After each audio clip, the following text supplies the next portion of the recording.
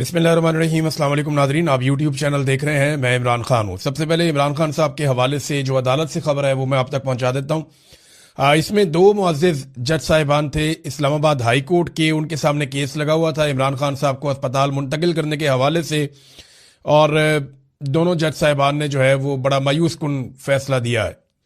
यानी जो सोच कर गई थी इमरान खान साहब की फैमिली या उनके वकला, वैसा नहीं हुआ बल्कि उसका उलट हो गया है। ये उम्मीद करके गए थे कि अरबाब मोहम्मद ताहिर साहब और सोमरू साहब जो दोनों जज साहिबान हैं वो इमरान खान साहब के इलाज के लिए उनके डॉक्टरों को भी इजाज़त देंगे, फैमिली को भी इजाज़त देंगे और उनको अस्पताल मुंतकिल भी किया जाएगा। यानी तीन उसके अंदर मेन चीज़ें थी दरख्वास्त के अंदर। नंबर एक, शिफा अस्पताल में मुंतकिल किया जाए, अदालत ने मुस्तरद कर दिया। नंबर दो, ज़ाती मुआलिजीन तक इमरान खान साहब को रसाई दी जाए, यानी उनके ज़ाती मुआलिजीन उनके इलाज के अमल में शामिल हों, अदालत ने मुस्तरद कर दिया। नंबर तीन, जो इमरान खान साहब की फैमिली है उनको इमरान खान साहब तक इलाज के मामले में भी रसाई दी जाए, ये कहा गया, लेकिन इसको भी मुस्तरद कर दिया गया। बल्कि सिर्फ ये कहा गया कि जेल रूल्स के मुताबिक फैमिली को सिर्फ बताना जरूरी है। जब पूछा गया तो फैमिली को बताया था, तो कहा जी बुशरा बीबी को बता दिया था। यानी बुशरा बीबी जो जेल के अंदर बंद है उनको आगाह कर दिया जाए, उतना काफी है ताकि बाहर किसी को इंफॉर्मेशन ही ना मिले। जजों ने बड़ी बेबसी वाला फैसला दिया। ऐसा दिखाई देता है कि पूरा सिस्टम जकड़ा हुआ है, और वो तो जकड़ा हुआ है। और इमरान खान साहब एक मरतबा नहीं कई मरतबा ये बात कह चुके हैं कि फैसला सड़कों पे होगा। ये बात पाकिस्तान तहरीक इंसाफ को जितनी जल्दी समझ आ जाए या पाकिस्तानियों को जितनी जल्दी समझ आ जाए उतनी जल्दी ये मसला हल हो जाएगा। जब तक इमरान खान साहब के साथ अवामी ताकत खड़ी नहीं होगी आकर, देखें लोग खड़े तो हैं लेकिन मामला बन नहीं रहा। लोग ये फैसला नहीं कर पा रहे कि उन्होंने कब निकलना और कैसे निकलना है, या उन्हें निकालने वाले जो हैं वो कोई लायामल नहीं दे पा रहे। अगर तो ये फैसला सड़कों पे होना है तो फिर आज हो जाए या 10 साल के बाद हो जाए, होना तो ये सड़कों पे। और इमरान खान साहब इस बारे में कई मरतबा कह चुके हैं। अब सिर्फ जो अदालती ऑर्डर है उसमें एक चीज है कि एक नया बोर्ड तश्कील दिया जाए डॉक्टरों का, और जो डॉक्टर हैं वो इमरान खान साहब के डॉक्टरों से राब्ते में रहे और बोर्ड फैसला करे कि इमरान खान साहब को अस्पताल लाना है या नहीं लेकर आना। इमरान खान साहब की जो फैमिली के साथ मुलाकातें, वो तो एक लार्जर बेंच पहले ही फैसला दे चुका है, और वो जो लार्जर बेंच का फैसला उसके ऊपर अमल दरामद हुआ ही नहीं। यानी जो अमल दरामद होना था उसके ऊपर तो अमल दरामद नहीं हुआ। इमरान खान साहब की और उनकी फैमिली की मुलाकातें नहीं हो रही, लार्जर बेंच का फैसला भी नहीं माना जा रहा। तो ये बेंच भी कोई फैसला दे देता तो क्या गारंटी थी कि माना जाता। मेरे ख्याल जजों ने अपनी भी इज्जत बचाई है कि जो कहा जाता है वैसा फैसला दे दिया जाए, जैसा माहौल है वैसा फैसला दे दिया जाए। नवाज शरीफ को याद होगा, आपको अदालत गारंटियां मांगती थी और नवाज शरीफ को स्टाम्प पेपर के ऊपर पाकिस्तान से बाहर रवाना कर दिया था सजा याफ्ता मुजरिम को। फिर वो 4 हफ्ते का कहकर 4 साल तक वापस ही नहीं आया। नवाज शरीफ के लिए ये अदालतें कुछ और थी, इमरान खान के लिए ये अदालतें कुछ और हैं। और उसकी वजह यह है कि नवाज शरीफ और उस वक्त का आर्मी चीफ जनरल बाजवा अंदर से मिले हुए थे, और मौजूदा जो कैदी हैं इमरान खान साहब, ये आसिम मुनीर के साथ मिले हुए नहीं है। यानी आसिम मुनीर से कोई हाथ मिलाने के मूड में नहीं है। इस तरह की खबरें दी जाती हैं। नजम सेठी ने कहा कि 4 जर्नैल हैं रिटायर, वो कोई जाते हैं इमरान खान साहब से मिलने के लिए, दावा किया गया, और वो इमरान खान साहब को मनाने की कोशिश कर रहे हैं। खुद से तो जा नहीं सकते, लाजमी बात है कि भेजने वाले ही भेजते हैं। जब फैमिली नहीं मिल पा रही तो ये 4 रिटायर्ड जर्नैल कैसे जाके मिल सकते हैं। वैसे इन खबरों का कोई सर पैर है नहीं। कुछ ये भी बताया जा रहा है कि बैरून मुल्क से पाकिस्तानी आए थे, उन्होंने आकर भी कोशिश की है इमरान खान साहब की, उनको मनाने की, कोई मामला हल करने की, लेकिन इमरान खान साहब किसी किस्म की डील पे आमादा नहीं हो रहे। देखिए जो कुछ आसिम मुनीर साहब ने इमरान खान के साथ कर दिया है ना, तो आसिम मुनीर के साथ डील करना तो इमरान खान के लिए लगभग नामुमकिन हो गया। अब ये चीजें जो है वो पाकिस्तान के इदारों को, पाकिस्तान की अदलिया को, फौज को, सबको ये बात सोचनी है कि क्या सिर्फ एक आसिम मुनीर के लिए वो इतना बड़ा रिस्क ले सकते हैं जो इस वक्त लिया जा रहा है। यहां पे एक एग्जाम्पल भी पेश की इमरान खान साहब के वकील ने, और उन्होंने कहा कि कत्ल में मुलव्वस मुजरिम को उसकी आंख के इलाज के लिए गुज़िश्ता रोज ही चीफ जस्टिस ने रिहा किया है। आप अंदाजा करें, एक बंदे ने कत्ल किया हुआ है और वो गिरफ्तार है, और चीफ जस्टिस ने एक दिन पहले उसकी आंख के इलाज के लिए उसको रिहा कर दिया है। लेकिन इमरान खान की आंख की बिनाई जा चुकी है, यानी उसकी आंख जाया तो नहीं हुई थी, लेकिन इमरान खान की तो आंख की बिनाई जा चुकी है, और उन्हें इलाज करने की इजाजत नहीं है कि उनका इलाज वो करवाएं जाकर, उन्हें इजाजत नहीं दी जा रही। अब आ जाए नाज़रीन कुछ इंटरनेशनल खबरों की तरफ, फिर वापस आऊंगा, आपको कुछ और चीजें बताऊंगा पाकिस्तान में से। سب سے پہلے تو یہ ہے کہ شہباز شریف کو طلب کر دیا گیا ہے سعودی عرب میں. اس سے پہلے عاصم منیر صاحب کو طلب کیا گیا تھا سعودی عرب میں، اور اب شہباز شریف صاحب کو سعودی عرب میں طلب کیا گیا ہے. فیلڈ مارشل عاصم منیر کے بارے میں آپ کو ایک فیکٹ بتا دوں کہ گزشتہ چند دوروں میں، یعنی 3-4 مرتبہ یہ ہو چکا ہے کہ فیلڈ مارشل عاصم منیر سعودی عرب گئے اور محمد بن سلمان نے ان سے ملاقات نہیں کی. اس کی وجہ کیا ہے آپ سارے بخوبی سمجھ سکتے ہیں. پاکستان سعودی عرب کے ساتھ ایک دفاعی معاہدے میں، اور اب پاکستان کو یہ کہا جا رہا ہے سعودی عرب کی حکومت کی جانب سے کہ آؤ اور اپنا معاہدہ پورا کرو، کیونکہ سعودی عرب نے پاکستان کو بہت پیسہ دیا ہے، بہت تیل دیا ہے، بڑی امداد دی ہے. اب یا تو پاکستان کو ان سہولتوں سے ہاتھ دھونا پڑے گا یا پاکستان کو دفاعی معاہدے کے اوپر عمل درآمد کرنا پڑے گا. اب یہ دفاعی معاہدہ یک طرفہ تھا، یعنی فیلڈ مارشل عاصم منیر نے طے کیا، شہباز شریف نے ساتھ مل کے معاہدہ کر دیا، قوم کو کانوں کان خبر ہی نہیں ہوئی. یہ اچانک جاتے ہیں، پتہ چلتا ہے جی ہمارا دفاعی معاہدہ ہو گیا سعودی عرب کے ساتھ. پارلیمنٹ میں ڈسکس ہی نہیں ہوا، کسی فورم کے اوپر اس پہ بات چیت ہی نہیں ہوئی. بھئی بات چیت تو ہوتی، پتہ چلتا کہ کیا کرنے جا رہے ہیں، کس کے ساتھ لڑنا ہے. یعنی یہ شک اس میں ہو سکتی تھی اگر کسی مسلمان برادر اسلامی ملک سے کوئی جھگڑا ہوگا سعودی عرب کا تو اس میں پاکستان کا رول کیا ہوگا. دفاعی معاہدے میں یہ شامل ہو سکتا تھا، لیکن اس کو پارلیمنٹ میں لایا جاتا تبھی تو شامل ہوتا. بہرحال شہباز شریف صاحب کو طلب کیا گیا ہے، اور اس سے پہلے شہباز شریف نے رابطہ کیا تھا ایرانی صدر سے. اس میں ایرانی صدر کی جانب سے بتایا گیا کہ شہباز شریف کا رابطہ ہوا تھا، پیوٹن کا بھی رابطہ ہوا تھا، لیکن پاکستان کی جانب سے بالکل کچھ نہیں بتایا گیا کہ پاکستانی وزیر اعظم نے ایرانی صدر کو کیا پیغام پہنچایا. دیکھیں پاکستانی وزیر اعظم جو ہے نا وہ اس وقت امریکہ کے بڑے خاص لوگوں میں سے ایک ہے، ڈونلڈ ٹرمپ کے بہت خاص وفاداروں میں سے ایک ہے.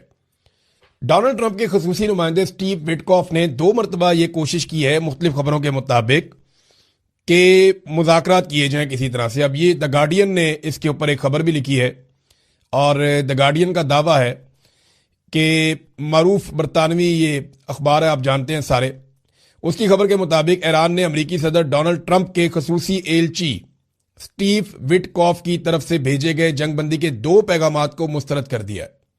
دیکھیں امریکہ جنگ بندی چاہتا ہے، شہباز شریف کو بھی اس کے لیے استعمال کیا گیا.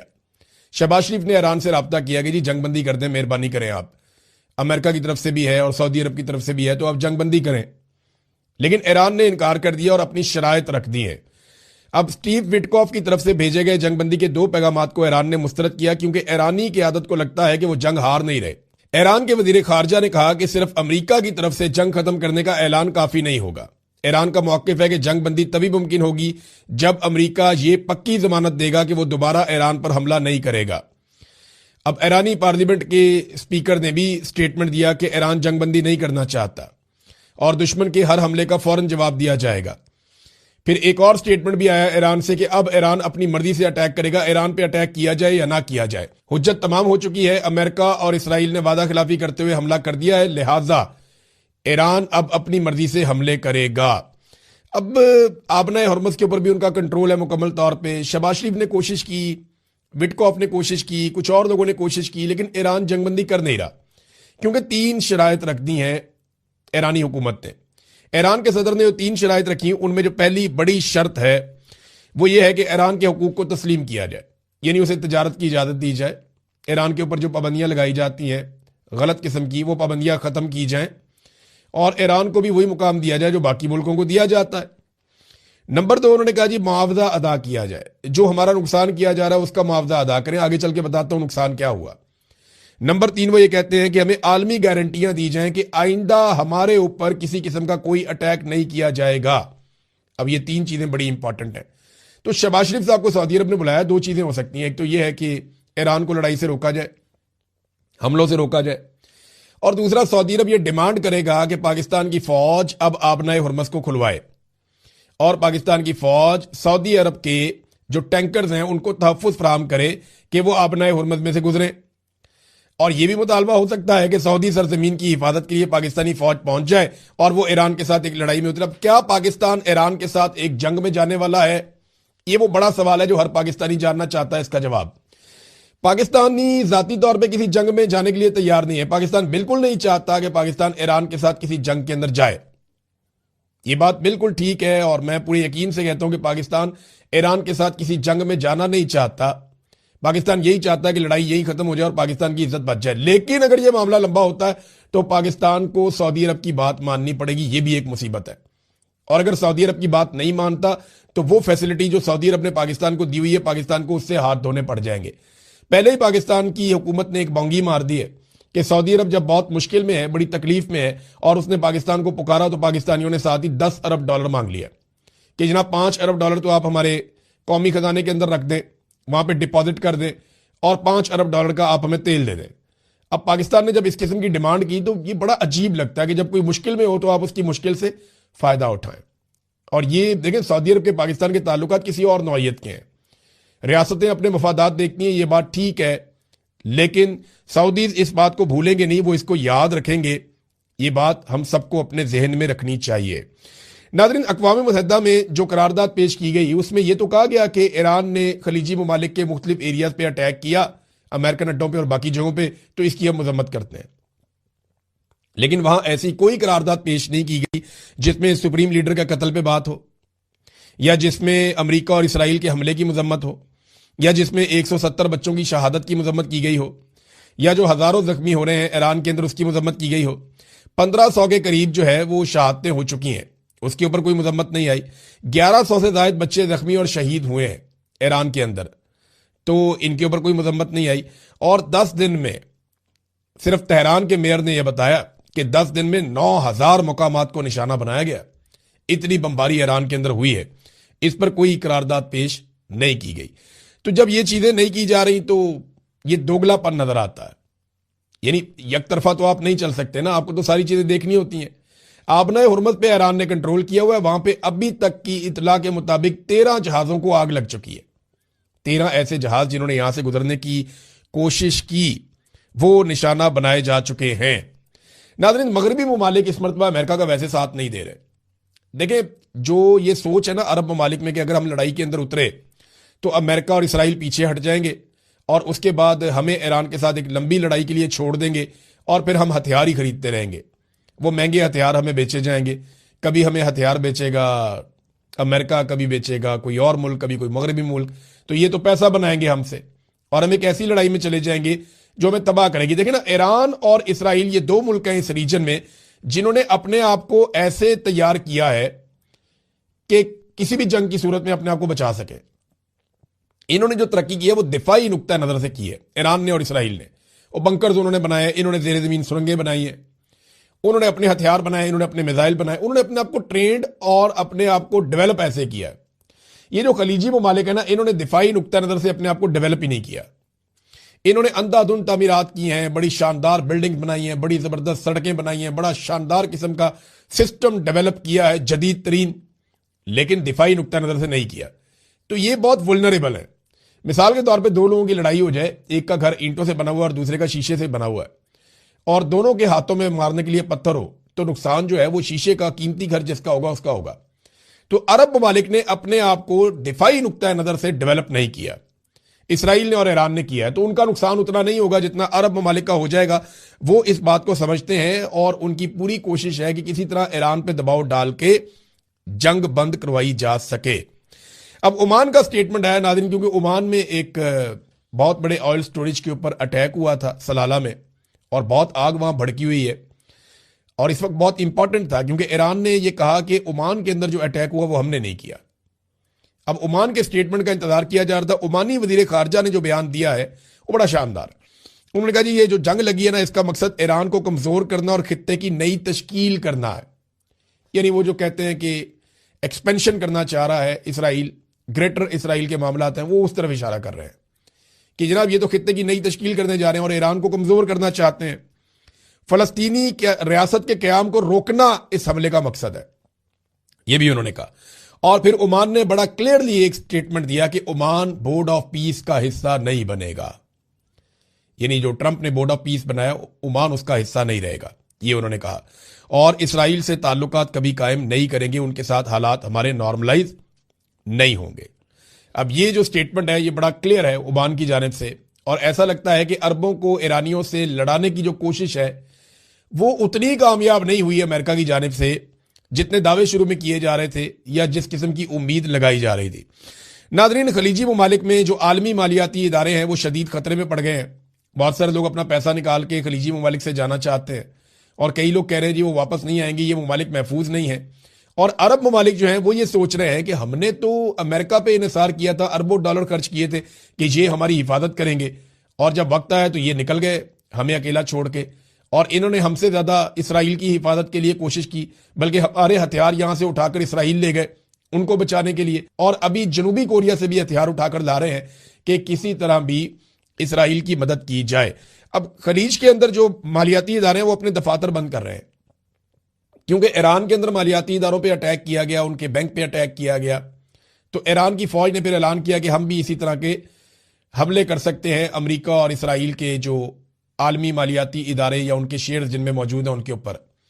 तो फिर खलीजी ममालिक में बहुत तेजी से आलमी मालियाती इदारे अपने दफातर बंद कर रहे हैं और इसका भी नुकसान होगा।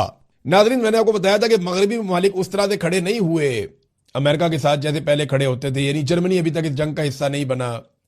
यहां बरतानिया के अंदर जो पार्लियामेंट में बातचीत हुई, बड़ी शदीद तनकीद हुई हुकूमत के ऊपर, वो इस जंग का प्रॉपर हिस्सा नहीं बना।